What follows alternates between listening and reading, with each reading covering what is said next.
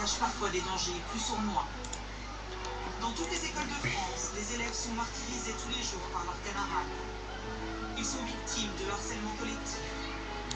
Un enfant sur 10 est concerné par le harcèlement dans la cour de son établissement scolaire en France. Un rapport qui fait état d'une augmentation inquiétante du nombre de cas de violence à l'école. Petite Émilie, 6 ans et demi, est l'unique fille d'une famille reconstruite. Un père pour qui elle est toute sa vie, et un beau-père qui l'aime comme si elle était de lui. Si gentille, si belle, les yeux quand sorcelle, pour ceux de sa mère, elle en était la prunelle. Il ne pouvait pas vivre l'une sans elle, leur relation était devenue plus que fusionnelle.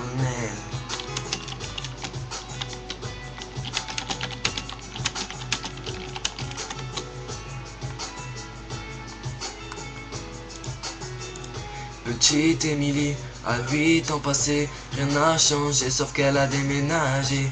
Fini la campagne isolée, elle vit maintenant vite car sa maman fut mutée.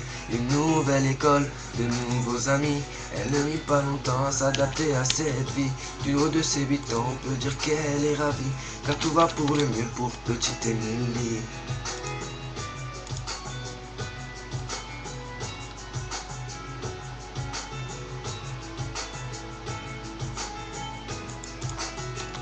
Petite Émilie, à 10 ans, était devenue une petite fille comblée. On peut dire que l'école lui plaisait. Bonne élève pour maman, elle en était une fierté. Un peu rondelette, de bonnes petites joues. Elle essuie les critiques de quelques jaloux. Devant les profs, ils l'appellent les bouffes-tout. Mais ce ne sont que les enfants après tout.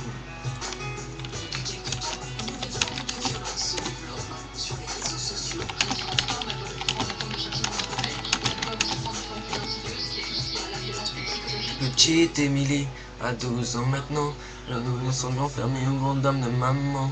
Fini le joli visage souriant, c'est une petite maussade qu'elle est devenue à présent.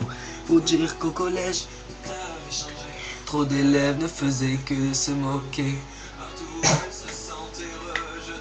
Tantôt frappée, tantôt injuriée, elle se demandait comment faire face. Elle était devenue le saut-douleur de la classe. Sur les réseaux sociaux, il appelait la dégueulasse. Défaut d'être tourné, montrant son ventre qui dépasse. Ne sachant pas comment faire, ni comment réagir à cet enfer. Par honte et ne voulant pas affoler sa mère, petite Émilie décida de se taire. Mais un soir de décembre, petite Émilie rentra chez elle dénudée. Ses camarades, tous ensemble, l'avaient enfermée dans le vestiaire pour la doucher. C'en était trop pour elle, trop qu'elle ne puisse encore supporter. Alors elle étendit ses ailes vers la paix.